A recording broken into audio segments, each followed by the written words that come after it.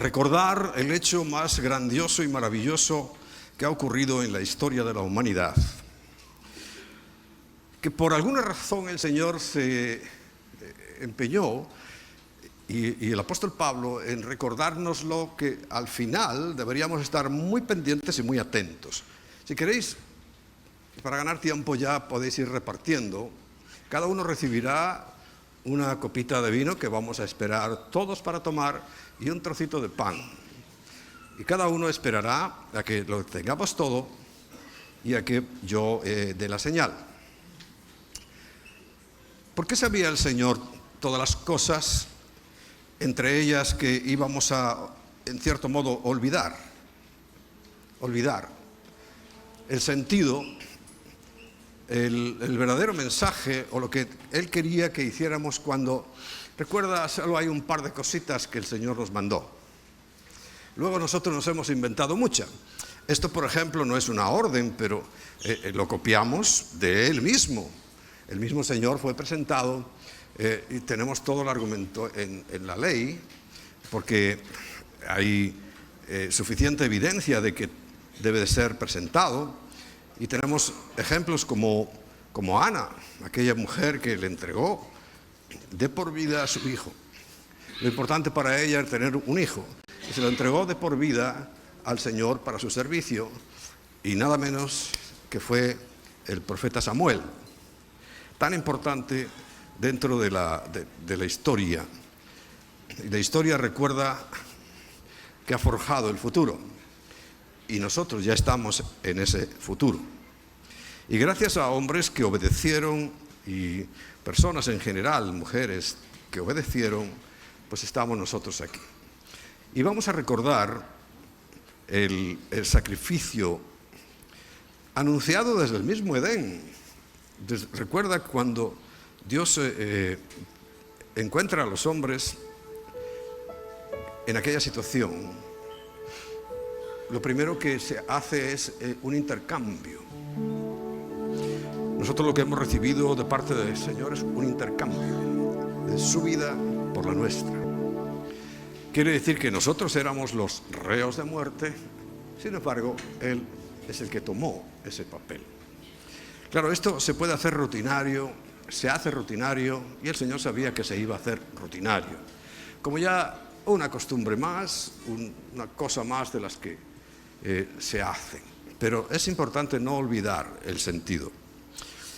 En 1 Corintios, en el capítulo 11, el apóstol Pablo nos revela lo que él recibió por revelación, o sea, nos escribe lo que él recibió por revelación.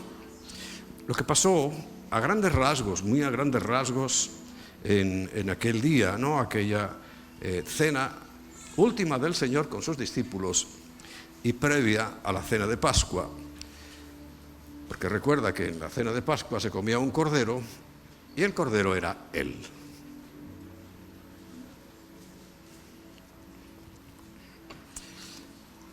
Pero hay un detalle, hay algo importante que quiero que tengas en tu mente, en tu corazón, y que tomes acciones debidas sobre ello.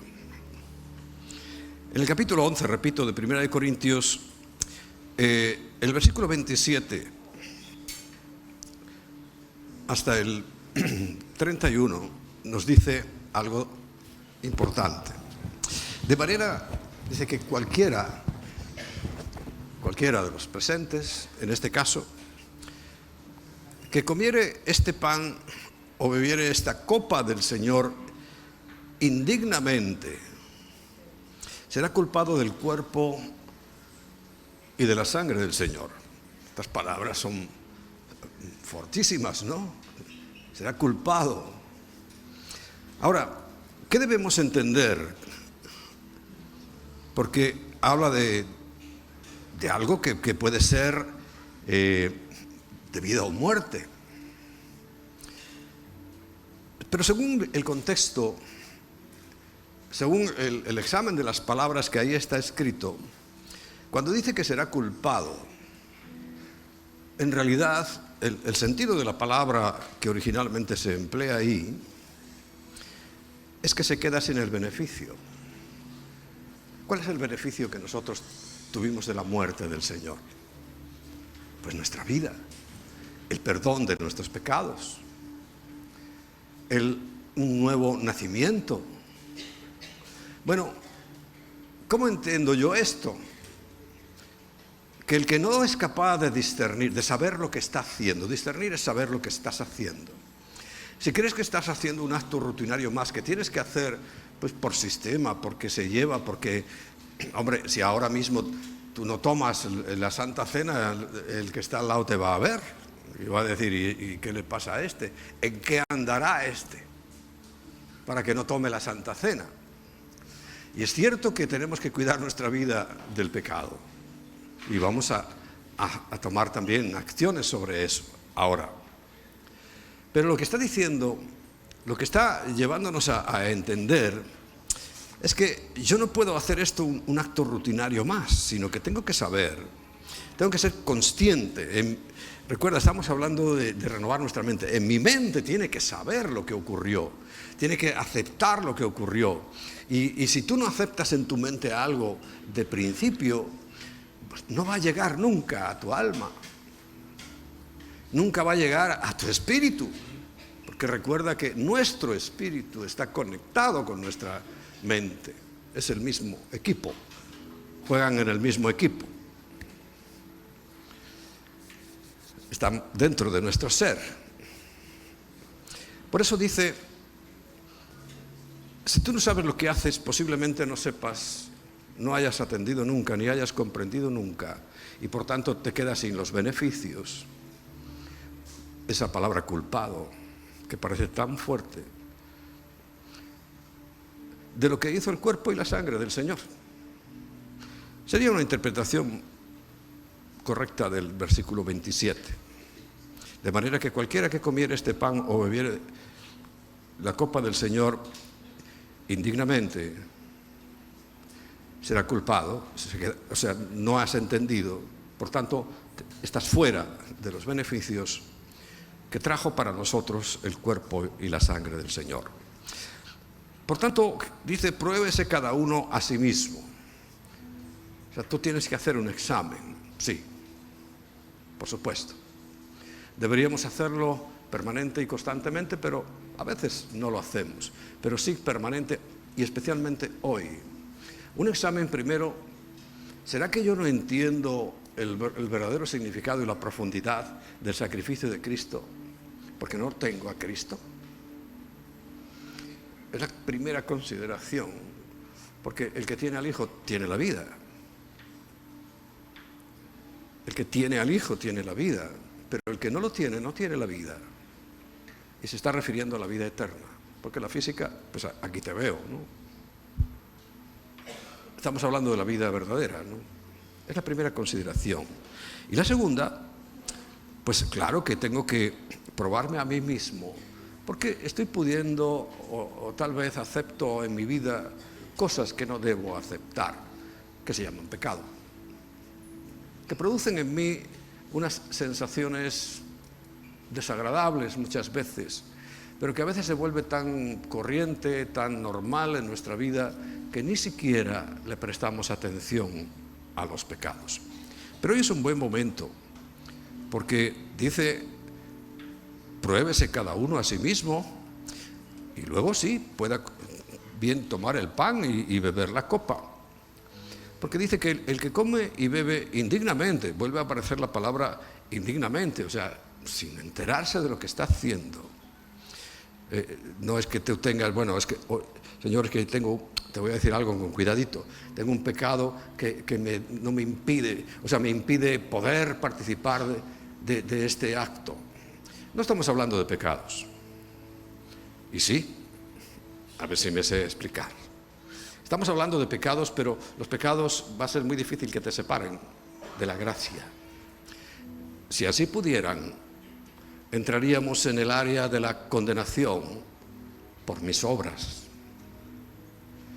o de la no salvación por mis actos, lo cual está separado de la gracia.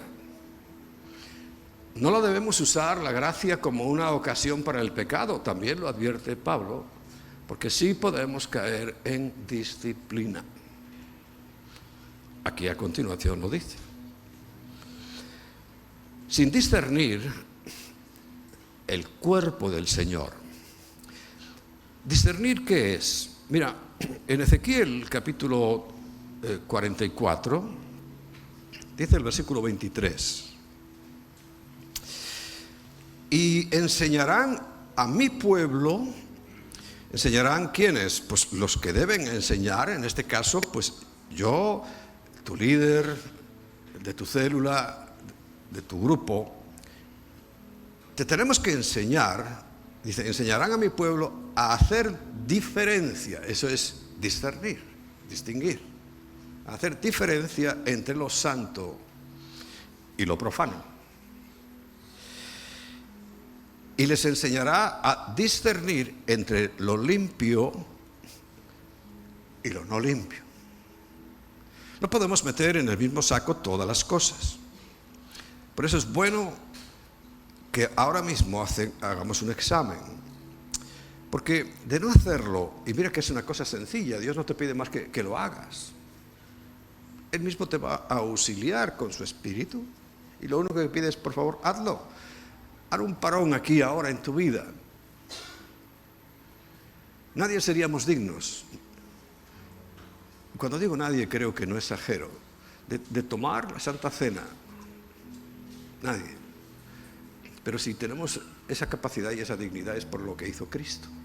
Es lo que debemos recordar. Es lo que, por favor, te pido que recuerdes. En aquella cruz, y antes de llegar a esa cruz, pasó por un proceso que no fue casual. Nada en la vida de Cristo fue casual.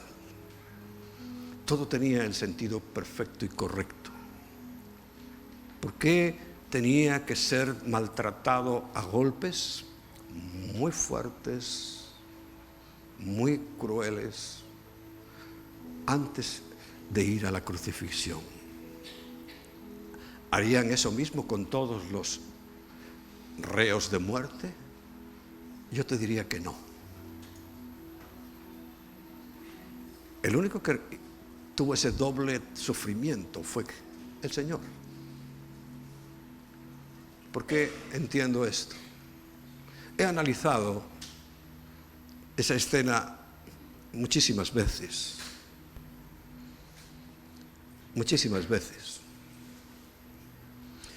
Y analizándolo, te das cuenta de que en los actores, en los personajes que en ese momento estaban ahí, había uno gentil y otros religiosos. El gentil era romano, Poncio Pilato. Recuerda que Poncio Pilato, cuando se nos habla de él, en las pocas referencias pero suficientes que tenemos, una de las cosas importantes es que su mujer seguramente era de esas mujeres que acompañaban a Jesús y cuando andaba especialmente por Jerusalén salían a escucharle, siempre como en las películas, ¿no? Así con una capucha. Le escuchó y escuchó su mensaje, sus palabras, que solo hablaba de amor. Y antes de que llevaran a Jesús, Pilato no sabía que le iban a llevar a Jesús, nadie lo sabía. Ella tiene un sueño esa noche y le dice: no tengas nada que ver con ese hombre, desentiéndete de eso, es una cosa de los judíos, tú no metas tu mano ahí. Ahí Poncio Pilato tuvo una reacción no correcta, no firme, porque si él le hace caso a esas palabras, corta este asunto, y él tenía la autoridad en realidad, porque él tenía la espada. Y corta ese asunto y dice: a ver, el sumo sacerdote, vete para tu casa, no te quiero ver.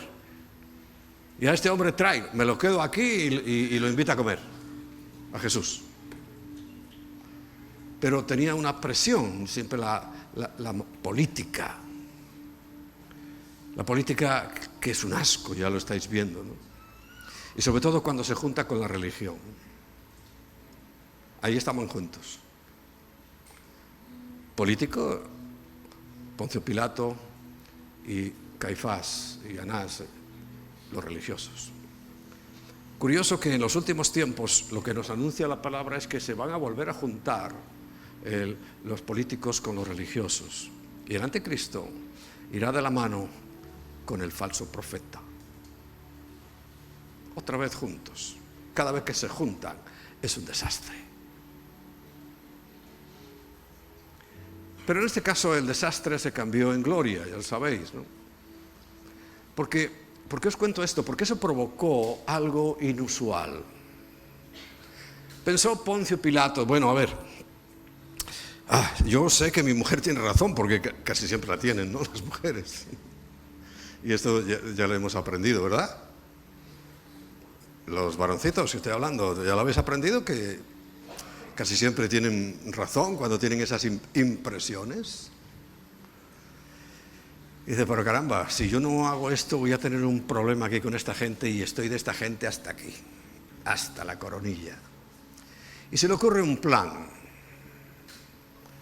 Dice, yo creo que si le doy un castigo, no de muerte como piden ellos, sino un castigo ejemplar, pero fuerte, bien fuerte, ya ellos lo verán, cómo lo voy a dejar, cómo lo va a dejar mi guardia pretoriana, y ya dirán, bueno, ya, con eso basta. Por eso le dio aquella paliza tan brutal. Brutal. Eso no se lo hacían a todos los presos.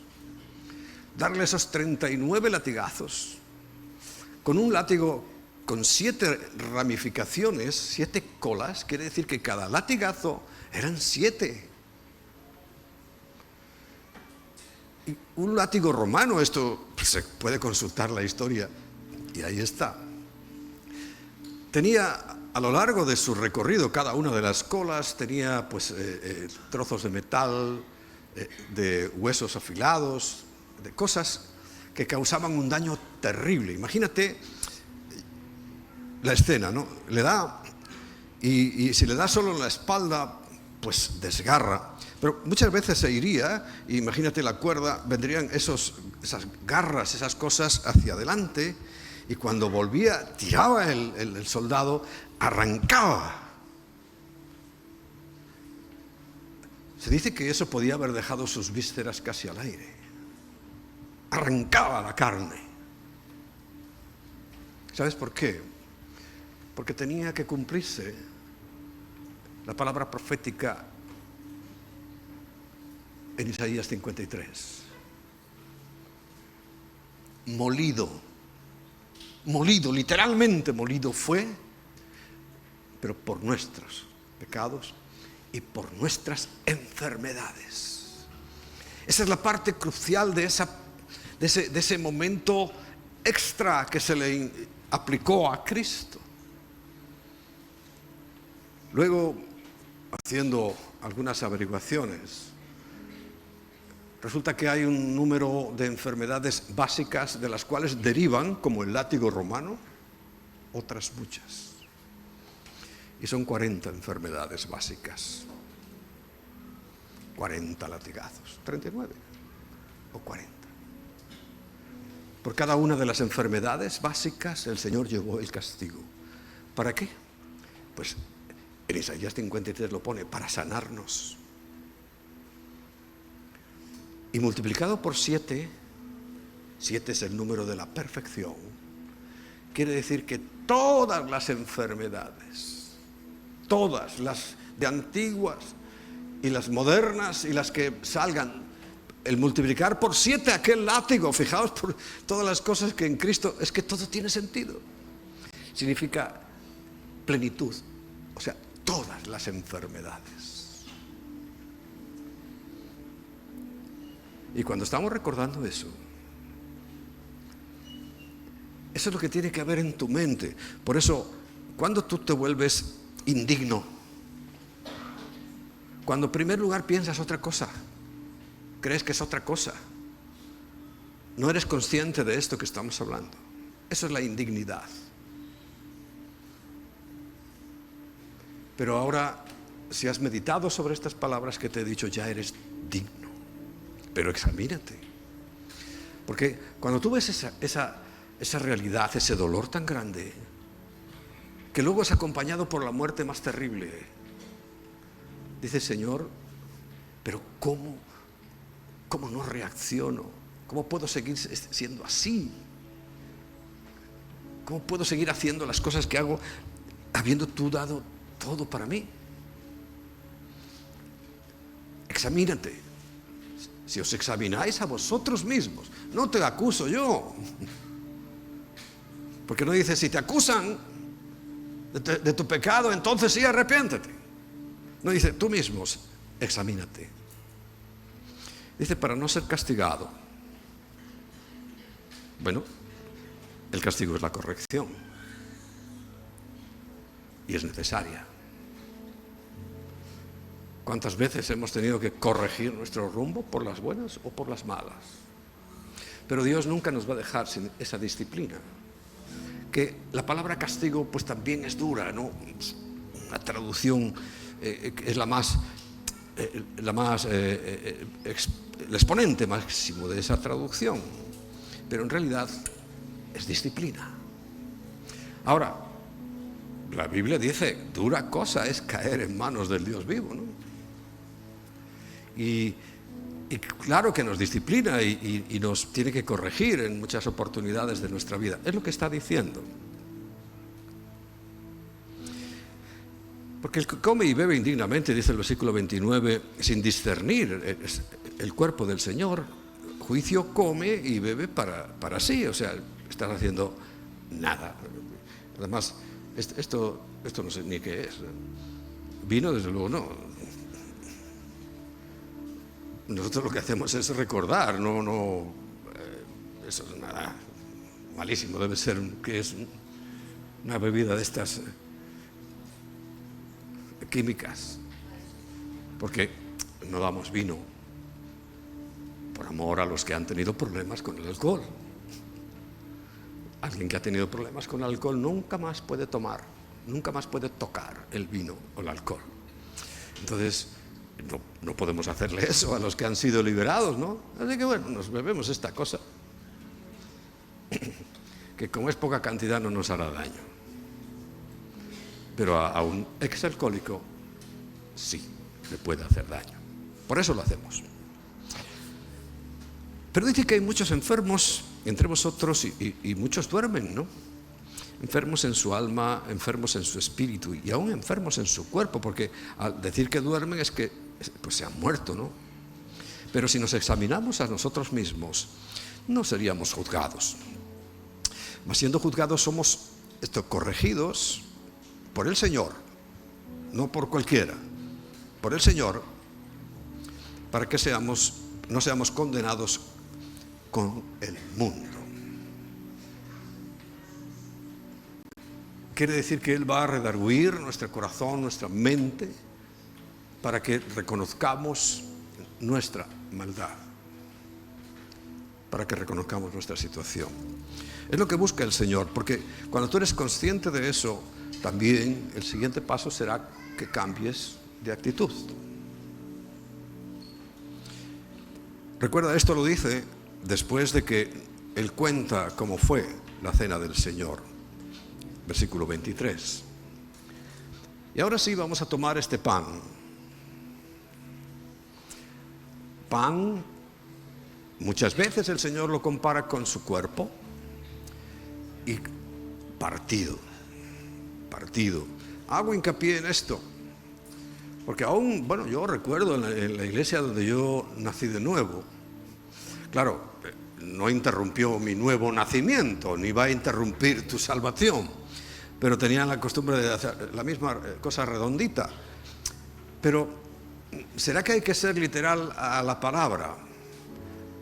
Y yo te preguntaría, ¿y por qué no? ¿Qué nos impide ser literales a la palabra? Y si en la Biblia dice partido, es partido. Y si en la costumbre hebrea, y recuerda que Jesús era hebreo, y aquella noche lo que hizo fue la costumbre hebrea de partir en trozos el pan, y le daba a uno otro trozo, y le dio al otro, y otro trozo, y se lo dio al otro. No eran formitas redondas. ¿Tengo yo algo contra las formitas redondas? Bueno, ya os he contado que yo de pequeño íbamos a las monjitas que hacían las formitas redondas, y todos los retales, es que cuando hace redonditos siempre quedan retales, los vendían en una bolsita muy baratos, nos poníamos los niños pero hasta arriba de ese pancito, porque está rico, es una cosa rica, ¿no? Pero no bíblica, porque lo que recordamos es los latigazos que Jesús recibió sobre sí mismo, que lo desfiguraron de tal manera, que cambiaron su parecer. Lo dice en Isaías 53, es que era irreconocible. Yo recuerdo que una vez estaba ahí sentado como vosotros, participando de la Santa Cena, y cerré mis ojos y estaba orando, y de repente tuve una visión.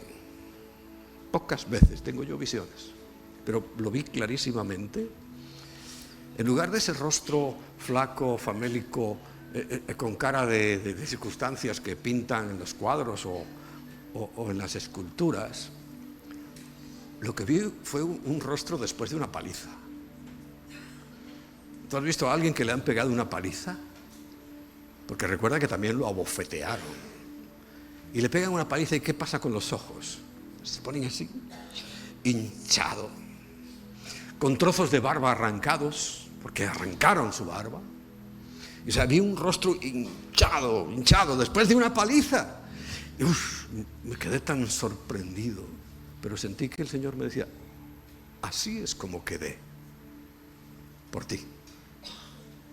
Y cada una de tus enfermedades, recuerda, el látigo romano marcó el resultado. ¿Hay alguien enfermo aquí en esta mañana? ¿Enfermedad larga, permanente o de hoy, temporal? ¿No hay nadie? ¡Qué bendición! Sí, hay algunos enfermos, debilitados. Bueno, aquello que hizo Poncio Pilato fue para este momento. Él no lo sabía, pero estaba marcando el proceso de tu sanidad. Por eso, en esa consciencia que debemos tener, consciencia, eso que se traduciría por indignamente, sin ningún cuidado, hoy sí lo tienes. Y tienes que saber y pensar, Señor, y darle gracias. Gracias, Señor, porque aquello tuvo que pasar. Y pasó. Y hoy, dice, yo recibo. Porque la fe es creer que lo que Dios dice en su palabra es verdad. Dice, yo hoy recibo, Señor, esa sanidad. Díselo. Ahí, en tu mente, en tu corazón. Hoy recibo esta sanidad. Cada dolencia, cada enfermedad que ha aparecido en el mundo durante estos siglos fue sanada. Fue sanada. Fue sanada. Y tomando el pan, que nos recuerda su cuerpo partido, lo comemos dándole gracias, gracias, y haciendo memoria de Cristo. Comamos.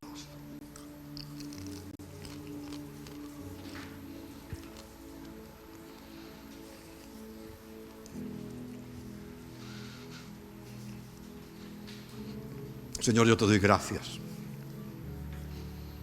Cada uno recibirá su milagro. Cada uno recibirá sanidad. Es algo que ya pasó. Señor, es algo que pertenece al pasado, pero también a nuestro presente. Y por eso puedo decir con confianza, por tus llagas he sido sanado. Repítelo conmigo. Por tus llagas, Jesús, he sido sanado. Gracias. Pero dice también el relato que tomó una copa, correspondía a la tercera copa, el orden de la cena. Después de haber comido ese pan, y les anuncia algo. Esta copa, evidentemente no era esa copa. Todavía esta semana vi ahí una película empeñados en buscar eso que llaman el Santo Grial. Qué tontería. A saber con qué copa bebía el Señor, qué copas se usaban en aquel tiempo, ¿no? Atribuyéndole unas propiedades sanadoras, cuando en lo que sana primero es la primera parte, es el partimiento del pan, es el castigo de Jesús, pero luego sabemos que fue a la cruz. Muy normal en aquel tiempo. Castigo de muerte habitual en aquella época por los romanos. No estaban, como dice la canción, clavadas 3 cruces en un monte arriba. No, había más. A lo mejor ese día solo eran 3, pero era algo habitual. También he aprendido analizando el asunto, y lo digo como información adicional, y para que también se nos quiten las fantasías de la cabeza, porque las fantasías no son buenas. Los crucificaban al borde del camino. Y justo por delante de ese monte que parecía una calavera, que se llamaba el Gólgota, iba camino a Damasco. Los caminos no eran excesivamente anchos, ya sabéis. Bueno, los ponían al borde del camino para que todo el mundo los viera. Si yo voy de viaje con un saco, con una carga, voy mirando al suelo, a las piedras, para no tropezarme y caerme. Y la gente piensa que estaban levantándose ahí y echan el saco y ¡pum!, al suelo, para mirar arriba. No había que mirar arriba. Al borde del camino estaban los crucificados y los veían.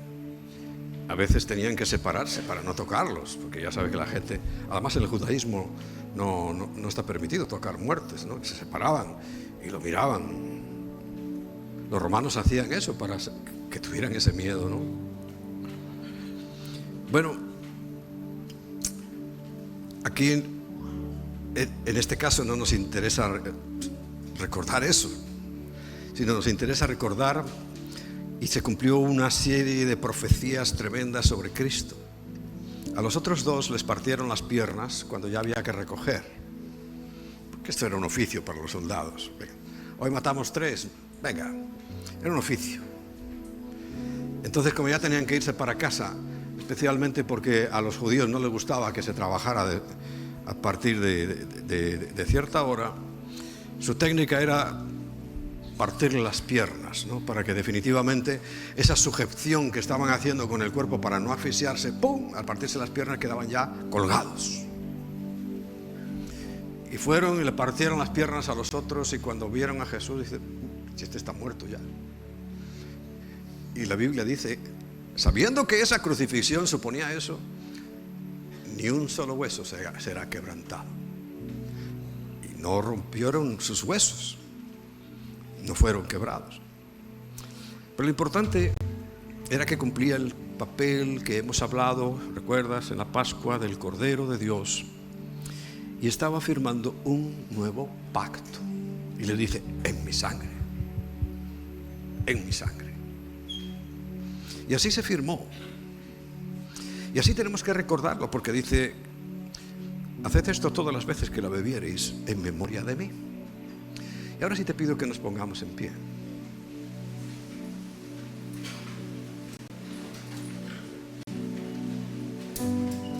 Y hoy lo voy a hacer conforme al relato bíblico y a la costumbre, porque después de haber cenado, ellos cantaban un himno. Así que vamos a tomar la copa dándole gracias al Señor, y luego vamos a cantar. Siempre lo hacemos al contrario, pero yo digo, ¿y por qué no hacerlo como dice la Biblia, no? Así que hoy recordamos, Señor, tu sangre, derramada hasta la última gota, absorbida por la tierra, porque de la tierra somos. Y la tierra, que es el material que compone nuestra existencia, fue impregnada por tu propia sangre.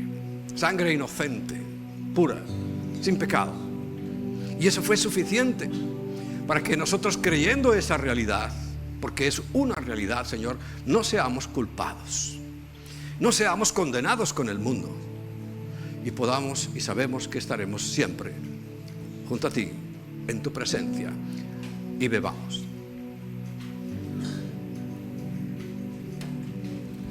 Ahora sí, como dice la Escritura,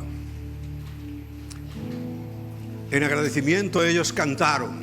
Y cantamos, Señor, porque hemos experimentado, creído, aceptado en nuestra mente que todo fue así.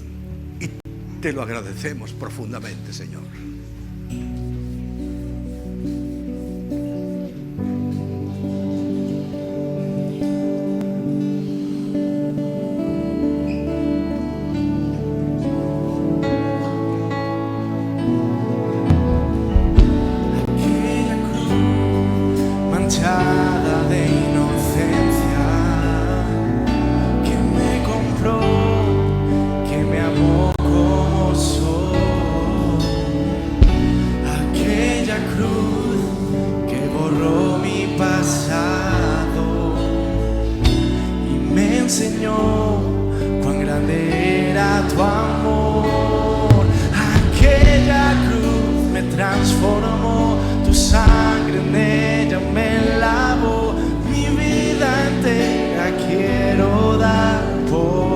Es un acto de mi voluntad, Señor.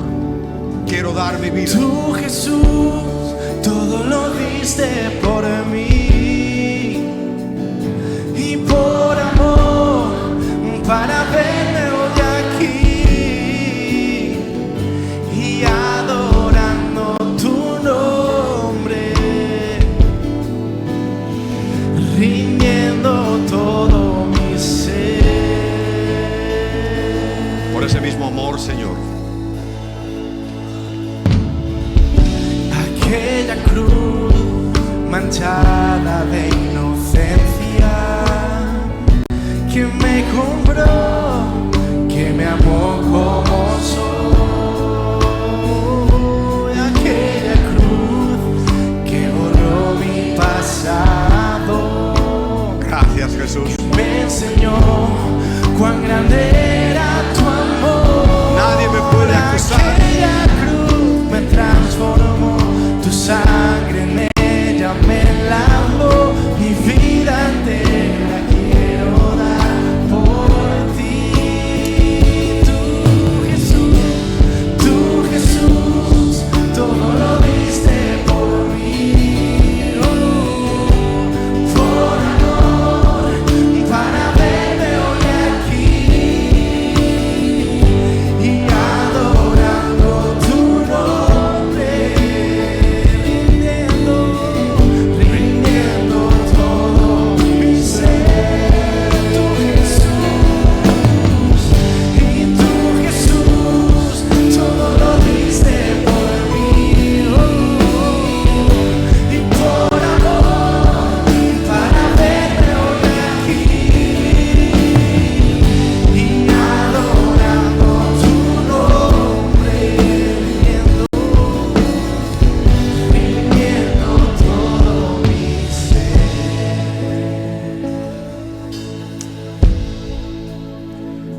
Y así será, Señor. Hasta que tú vengas, y por lo que estamos viendo y observando a nuestro alrededor, será muy pronto. Amén.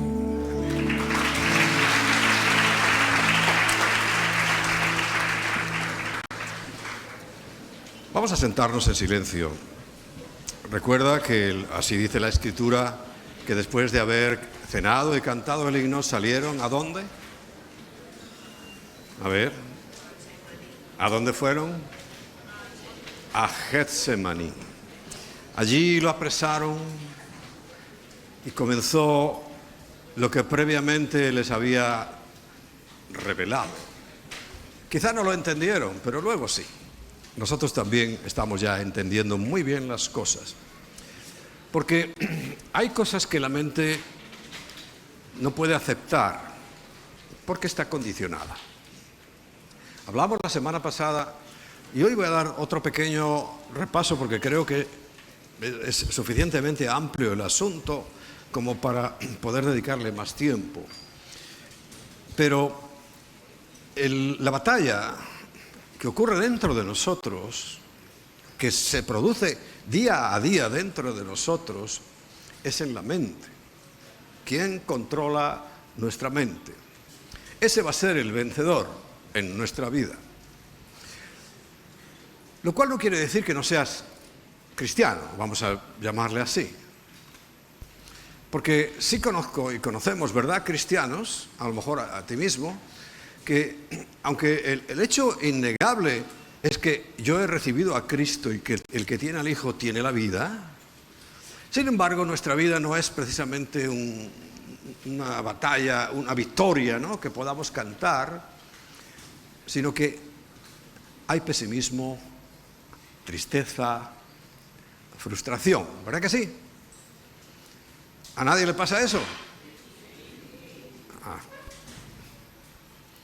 Porque cuando vivimos en la carne, quiere decir en lo que me dictan mis instintos, me dictan mis deseos, que se llaman en la Biblia concupiscencias, nunca tienen nada bueno para mí.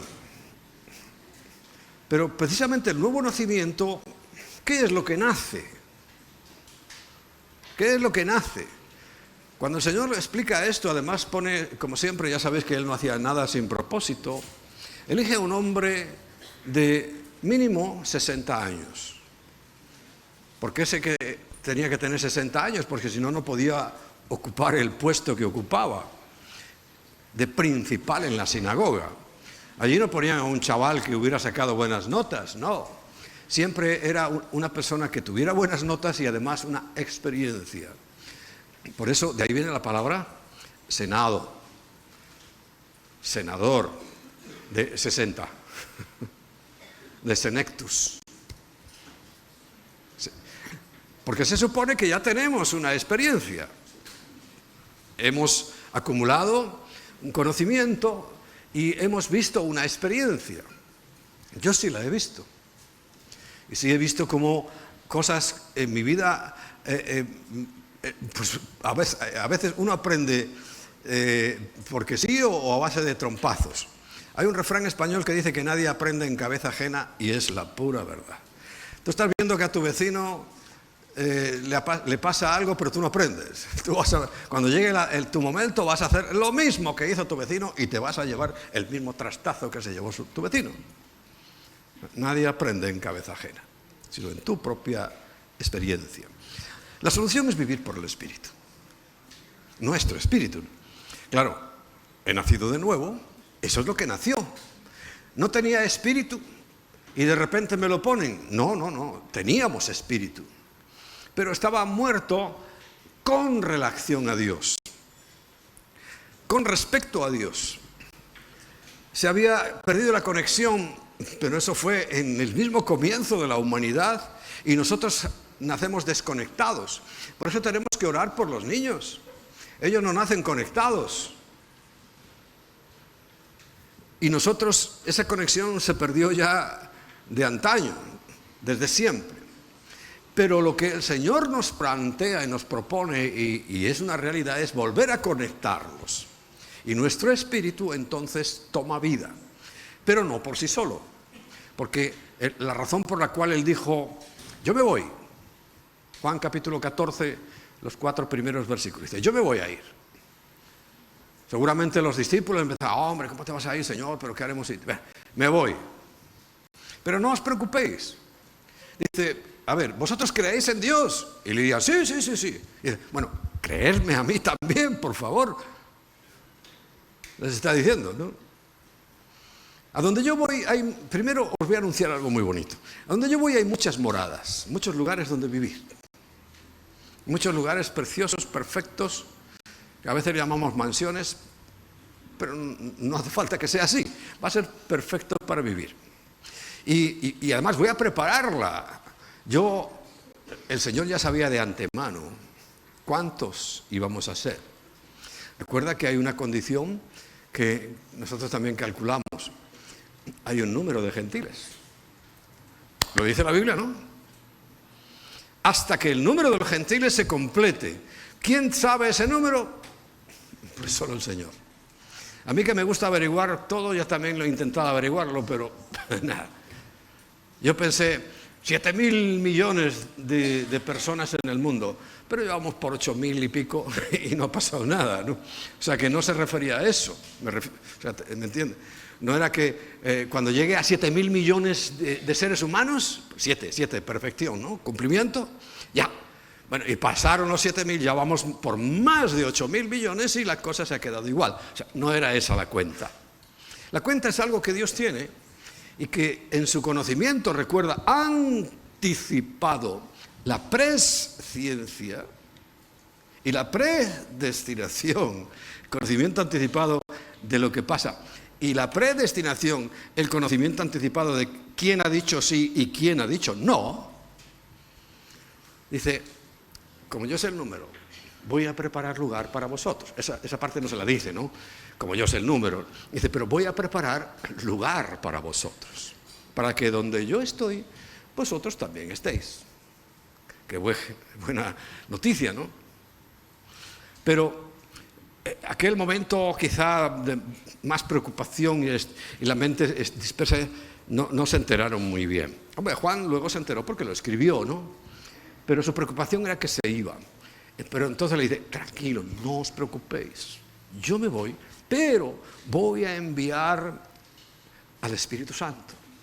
Voy a enviar la promesa del Padre que entendían perfectamente los judíos, que era el Espíritu Santo derramado sobre toda carne. El profeta Joel lo dice claramente, se iba a derramar sobre toda carne. Eso no pasaba, nunca había pasado. Eso era algo que esperaban, porque recuerda, el Espíritu Santo venía sobre un profeta, terminaba de escribir sus cosas y se iba. Y David, que experimentó esa ausencia del Señor, luego experimentó otra vez la presencia, pero experimentó esa ausencia y se angustió y escribe, ¿no?, el Salmo, creo que es el 51 o el 39, no recuerdo. Dice, no quites de mí tu Santo Espíritu. Qué cosa tan fea después de haber tenido la presencia del Espíritu, que se vaya. Pero la promesa era que iba a estar sobre todos, sobre toda carne. Siervos y siervas, no hacía distinción ni de hombres, ni de mujeres, ni de condición social, ni de económica. Sobre toda carne. Y vino el día de Pentecostés, pero Jesús se lo anunció unos días antes. Ellos esperaban ese milagro. Y ese nuevo nacimiento les hizo comprender realmente la Escritura. ¿Habían nacido de nuevo? No lo sé. Cuando Jesús les está hablando de estas cosas, ¿habían nacido de nuevo? Yo pienso que no. Porque cuando llegó el Espíritu Santo, unos 50 días después aproximadamente, es cuando recibieron esa vida. Porque el cambio fue notorio. Una vez que pasó la muerte, que vieron a Jesús colgado allí, estaban asustados, estaban escondidos, hasta que la resurrección, todavía con el pasmo de no poder encajar bien todas las cosas, lo ven, claro, y alguno le dice, Tomás, dice, ¿puedo tocarte? No reaccionaban bien. Pero el Señor les sigue diciendo, sigue ministrando sobre ellos en la tierra y le dice, no os mováis de ahí. No porque si salís de ahí vayan a venir los soldados de la guardia del templo o los romanos a apresaros. No, quietos ahí. Porque aquello que está en Joel, aquello que el Padre había prometido, se va a cumplir. Pero quietos ahí. Orar y esperar. Y así se pusieron. Primero, unánimes, como dice Hechos, unánimes, un alma, una mente, un sentimiento, una voluntad. Allí estaban todos unánimes juntos. Porque se puede estar unánime y cada uno en su casa. Pero en este caso era juntos.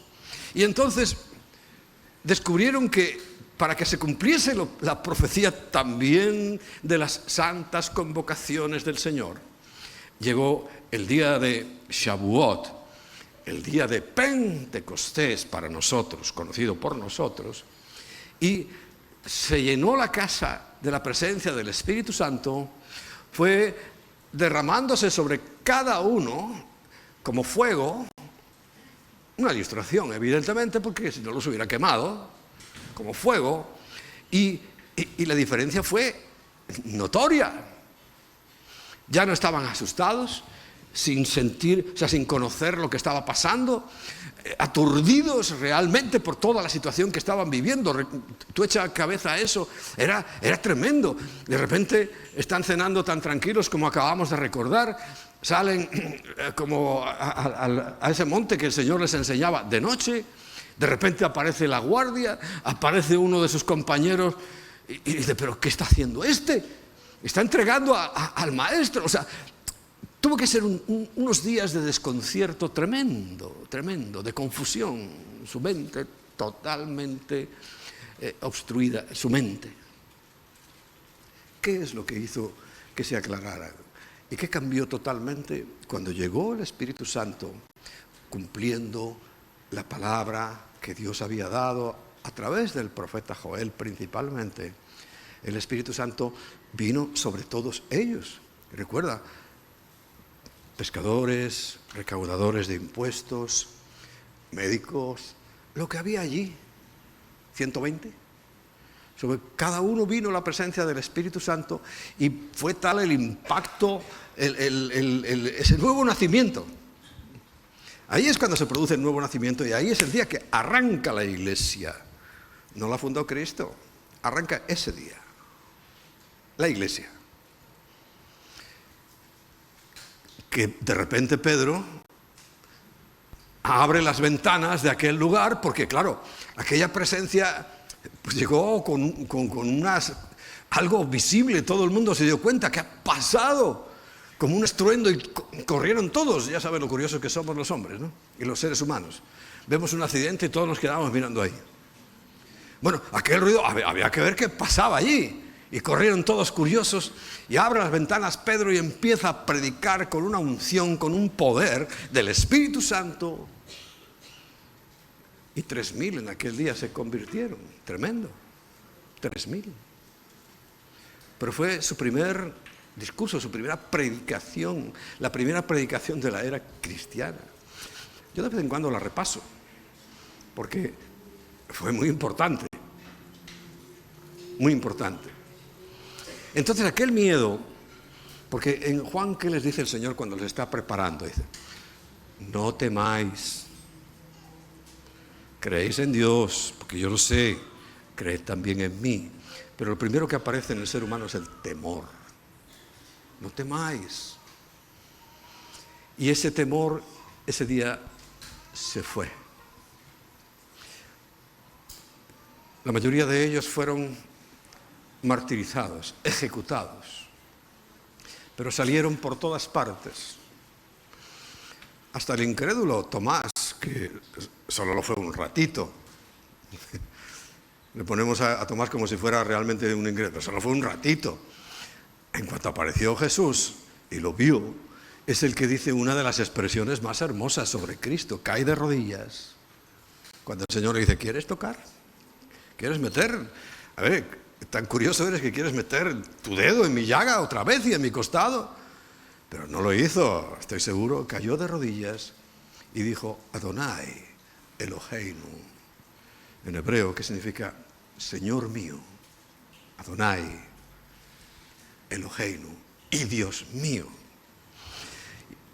Y sabemos que Tomás se fue a las partes más difíciles, complicadas y complejas, la parte oriental, parte de la India, etcétera, etcétera, y allí levantó, no sé exactamente cuántas iglesias, pero pero ya dejó de ser un incrédulo y todos perdieron el temor. ¿Por qué? Un cambio también se produjo en su mente. Porque el miedo es una actitud mental, pero la fe también. Entonces podríamos decir, y como recuerda, la semana pasada quedamos en Efesios 4:23, que dice, y renovaos en el espíritu de vuestra mente. Conectando la mente y el espíritu de manera inseparable. Por eso, la experiencia de personas que nos han precedido y que nosotros tenemos que atesorar, es la palabra de Dios, por supuesto, lo que tenemos que atesorar, pero ellos, basados en la palabra de Dios, nos han mostrado y demostrado que hay una conexión fortísima entre mi mente y mi espíritu, no el espíritu de Dios. Eso es el nuevo nacimiento, eso pasa y pasa.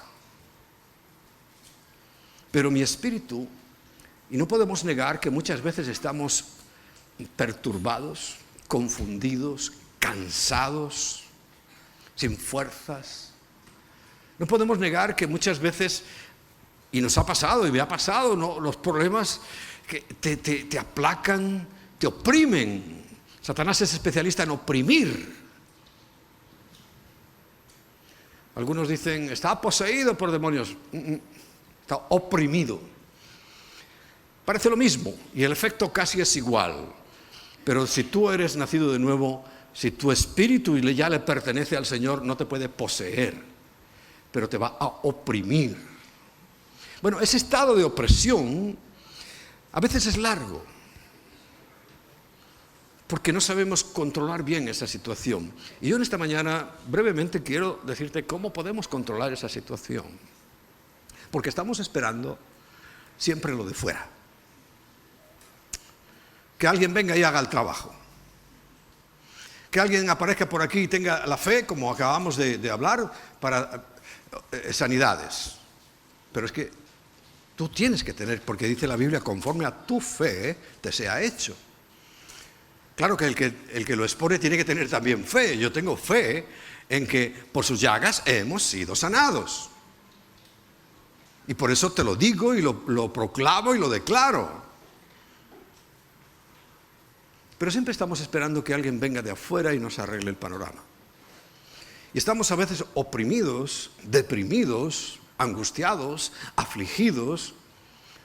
Y esperamos un milagro, ¿no? Siempre esperamos milagros, eso es cierto. Pero en este caso, tenemos también algo que la palabra de Dios nos dice, que la mente y el espíritu están conectados. Entonces, ¿cuál es el camino a recorrer? La mente tiene que tomar la delantera.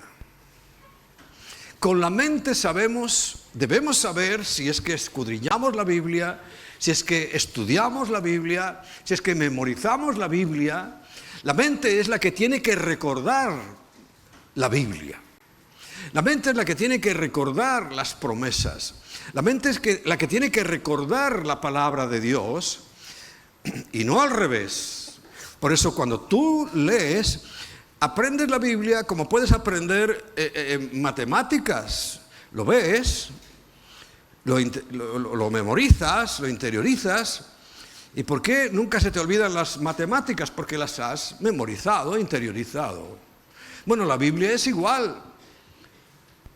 ¿Cuántas veces nos ha pasado que en una situación determinada de repente, ¡pum!, sale un versículo ahí a la palestra que te da el ánimo, que te conforta, que te impulsa en ese momento? Pero tenías que saberlo. Si tú no sabías que existía ese versículo, ¿cómo puede traerlo tu mente al presente?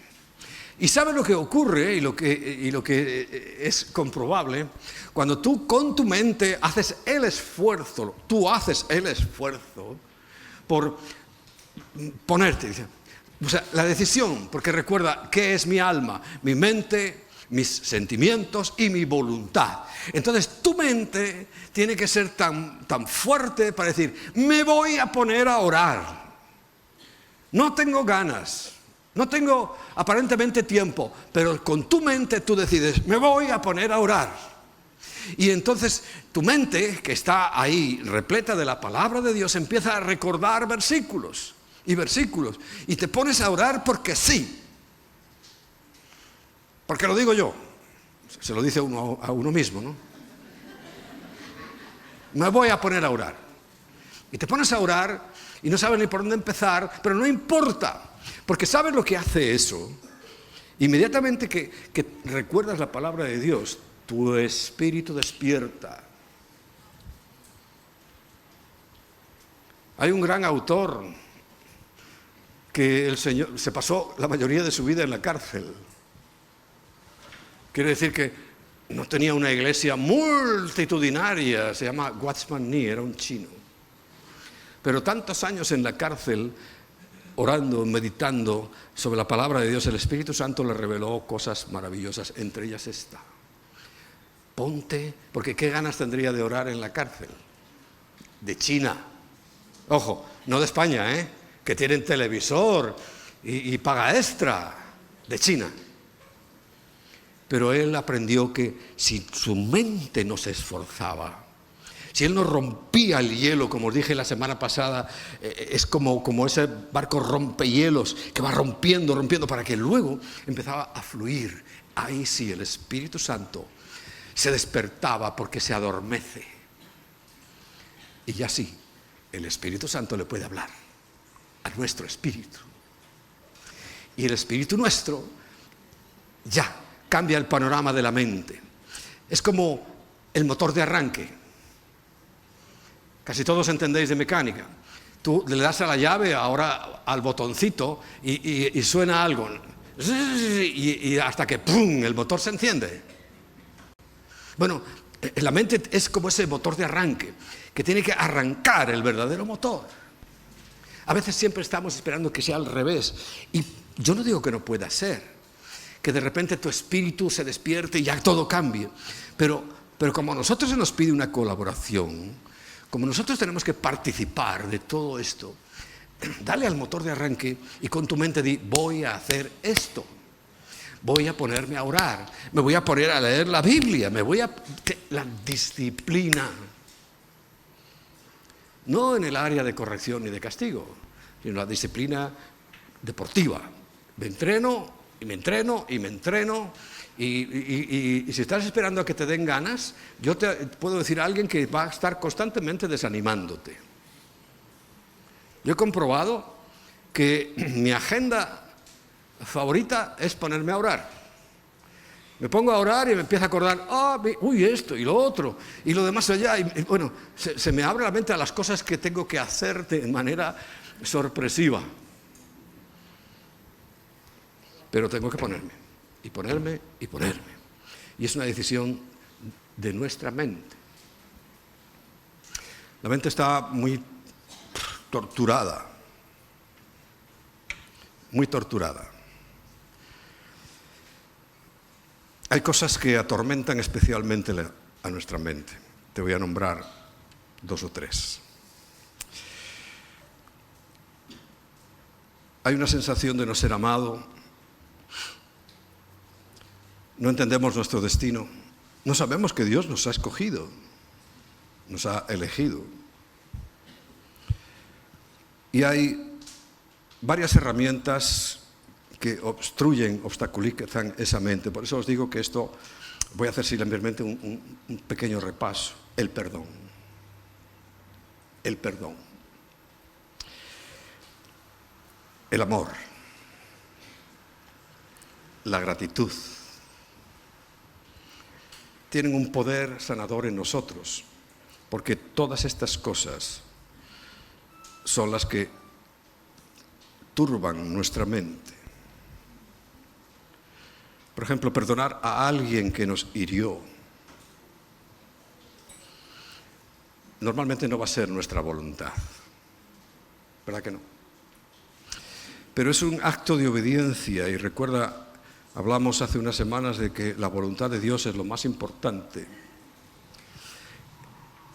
Entonces tomamos la responsabilidad, el mandato de Dios, y en tu mente dice, tengo que perdonar a esta persona que me ofendió. No estoy hablando de cosas subjetivas, no, reales. Tienes que decir, lo voy a perdonar. Porque entonces estamos haciendo la voluntad de Dios, que es lo que al fin y al cabo tiene que prevalecer. De lo contrario, aparece algo en nuestra mente, que yo he padecido de esto, siendo pastor, siendo cristiano, por supuesto, y siendo pastor aparece el rencor. Qué cosa tan dañina. Yo me metieron un golazo en una oportunidad, es que no podía ni dormir, pensando en cómo iba a hacerle a aquel tipo daño, y pensé, no podía ni dormir, no descansaba, porque apareció el rencor. Consume tu mente, la consume. Es que yo no podía pensar en otra cosa, estaba obsesionado con eso, día y noche. Y quería ponerme a hacer algo y me aparecía aquello, y a veces es que quería matarlo. Te estoy siendo sincero, ya sabes que yo no te voy a decir mentiras. Quería matar a aquel tipo. Estaba turbado, lleno de rencor. Hasta el día que aprendí. Y lo perdoné. Y ocurrió lo que dice la Biblia. Primero rompí mi orgullo. Ese rencor me había metido en una prisión. Estaba preso, oprimido realmente. Pero cuando perdoné, mi vida, mi mente se liberó. Y de repente me di cuenta de mi entorno y de mi realidad, porque hasta ese momento estaba en eso. El engaño. Muchas cosas pueden aparecer en tu vida que te obsesionas y no te dejan ver el panorama. No te dejan vivir la realidad. Porque, ¿sabes?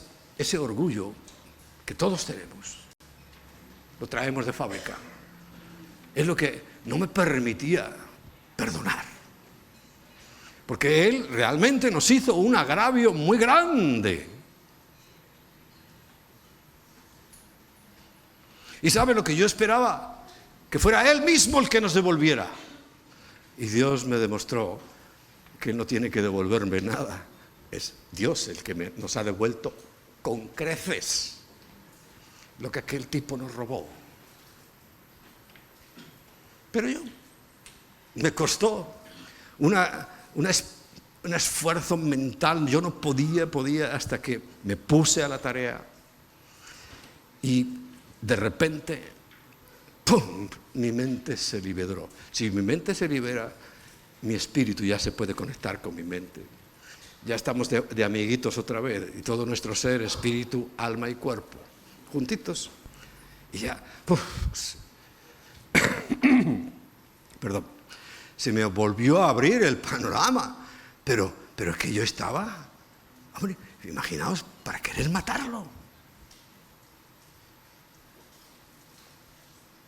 Y esa obsesión, al nivel que tú tengas, te puede ocurrir. A lo mejor no te lleva a una vehemencia de ese tipo, pero no te deja orar.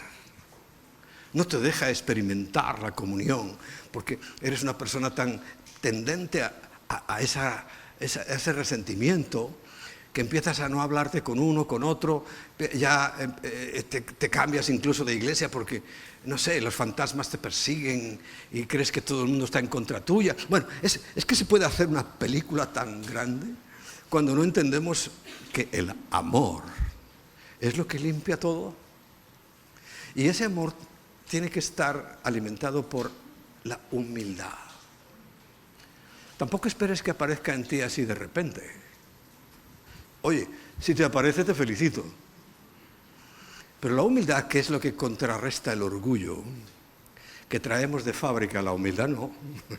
La humildad no viene de fábrica. Pero yo empiezo a pensar y a decidir. Tengo que ser humilde. Y lo digo yo, que tengo que ser humilde. Y me voy a proponer ser humilde. Y recuerda, mi mente se conecta con mi espíritu. Este está conectado con el de Dios y llega el amor de Dios. Que, recuerda, dice la Biblia que es derramado en nuestros corazones. Y llega la fuerza para ser humilde. Cuesta mucho cuando todos somos orgullosos, pero es que hay niveles, ¿eh? Hay campeones del orgullo y hay aficionados. Aquí tienes delante un campeón.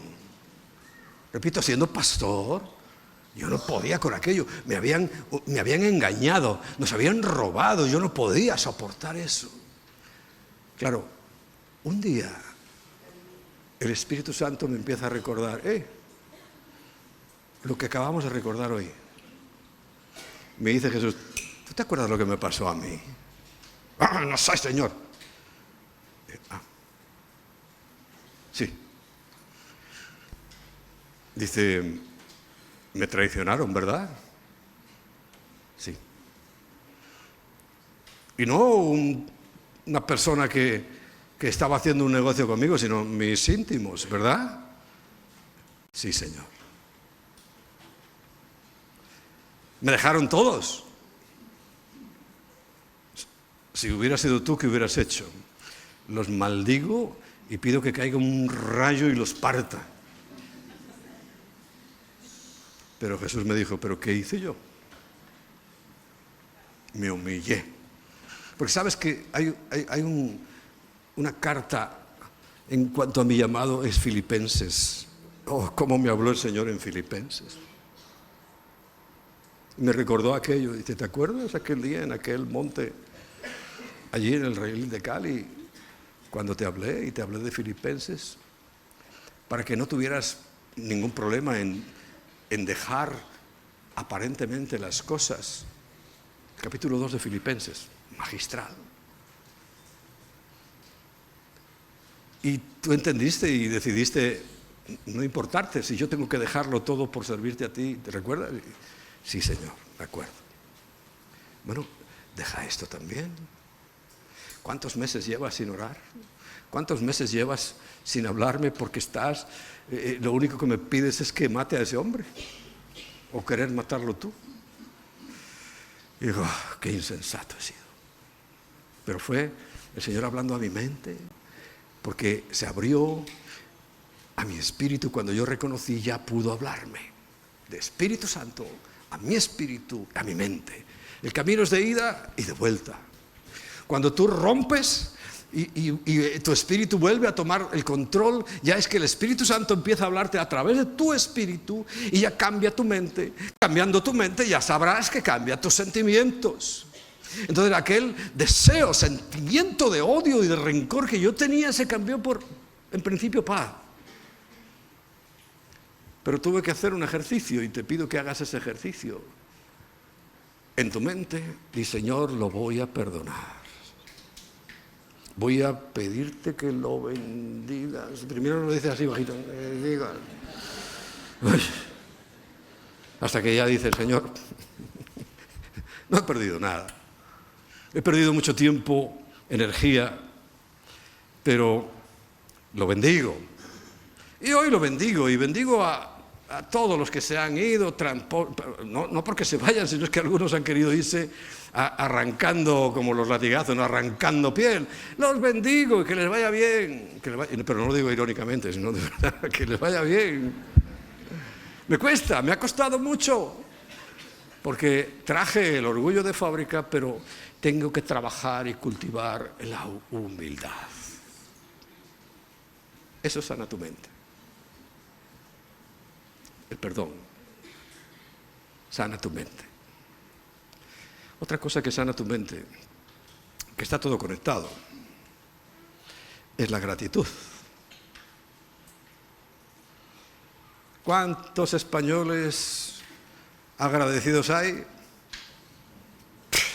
Pues debe haber 3 o 4. Todos tenemos derechos. El orgullo, recuerda. Todos reclamamos, y reclama uno, y reclama al otro, y reclaman. Pero personas humildes que agradecen. Y la gratitud es que, claro, yo tengo una predicación sobre la humildad y otra predicación sobre la gratitud que no te puedo dar ahora. Simplemente recuérdala. Sé una persona agradecida. Por naturaleza, por familia. Uno se cree el merecedor de todo. El merecedor de todo, sí. Todo el mundo es deudor mío. Todo el mundo tiene que rendirme pleitesía, aunque seas un pelanas. ¿Entiendes la expresión española de pelanas? Don nadie. ¿Y cuánto me costó el camino de la humildad? ¡Oh! Tremendo. Pero yo decidí. No es que ahora la mente sea la... No. Pero es que la mente tiene que trabajar para que el espíritu arranque. Y dije, Señor, yo tengo que ser humilde. Yo no puedo seguir así. Es que estoy atormentado. Ya no por aquella situación, sino por otras muchas. Atormentado. Y yo no quiero vivir atormentado. Y yo empecé a ejercitar el perdón, la humildad y también la gratitud.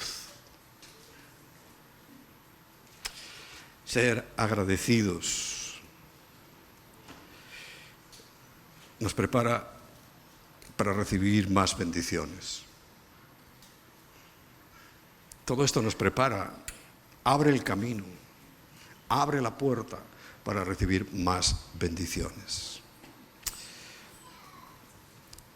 Si nosotros, porque nuestra mente participa, es con nuestra mente que aprendemos, que leemos, que memorizamos, que estudiamos, entonces nuestro espíritu hará ese camino de ida y vuelta, trayéndolo del Espíritu, lo del Padre, y trayéndolo a mi mente y cambiando mis sentimientos y por tanto mis acciones. Seguiremos hablando, pero no quiero que olvides en esta mañana estas 3 cositas muy fáciles, muy básicas. 4. Ya sabemos que es la voluntad de Dios lo que tenemos que hacer, ¿verdad? Y la voluntad de Dios es que nos amemos unos a otros como Él nos amó, que seamos humildes, que perdonemos como Él nos perdonó. A veces es tan duro, el Señor recuerda que dice que si tú no perdonas, no te perdono a ti. ¿Es así exacto? Bueno, Señor, gracias que no. Pero no está hablando de que el Señor no te perdone, sino que quedas esclavizado. Tú no perdonas si eres un esclavo. Y sabes, hasta la otra persona a la que tú perdonas, aunque no se entere, también la liberas. Porque de alguna manera la tenías atada. Estabas tú atado y tenías a la persona atada. Y habrá algunos que yo he perdonado que digan, uy, qué bien me siento hoy, ¿qué habrá pasado? Que dicen que lo solté, que ya lo perdoné, ni siquiera tengo que hablarlo con ellos. Porque recuerda, hay un mundo espiritual muy poderoso que nos rodea. Quiero terminar ya en esta mañana. No es que quiera, debo terminar ya en esta mañana. Así que vamos a ponernos en pie. El grupo de alabanza nos va a acompañar para agradecerle a Dios. Agradecerle al Señor. Claro, si tú no has perdonado en tu mente, si está atada por el orgullo, altivez, el rencor, el resentimiento, es muy difícil que seas agradecido. Y tenemos que serlo. Así que vamos a hacer, primero, dice, es que no tengo ganas de cantar. ¿Y a mí qué me cuentas? Es problema tuyo y grave. Ponte a cantar. Nadie te está pidiendo que venga de repente sobre ti recuerdo, os he hablado de mi profesor, ¿no? Un señor ya muy mayor, era un hermano de La Salle, y yo estudié ahí, que cuando no estudiábamos para el examen nos pegaba un coscorrón y nos regañaba diciendo: es que tú querías que viniera la ciencia infusa sobre ti. O sea que de repente, sin estudiar, yo me supiera todo. Así esperamos, ¿no? No, ponte a la tarea. Y como recuerda, hablé este martes pasado: bendice, alma mía. Qué maravilla cuando David se da esa orden a sí mismo. Bendice, alma mía. Porque ese día no tenía ganas.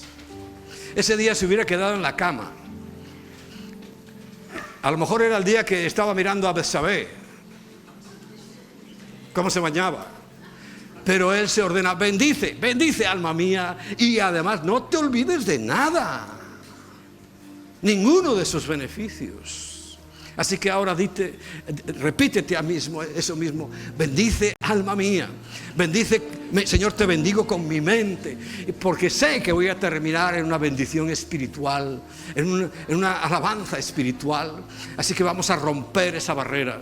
Arranca el motor de tu espíritu, arranca el motor de tu vida, por favor, con tu mente, esfuérzate, porque renovaos en el espíritu de vuestra mente. Amén.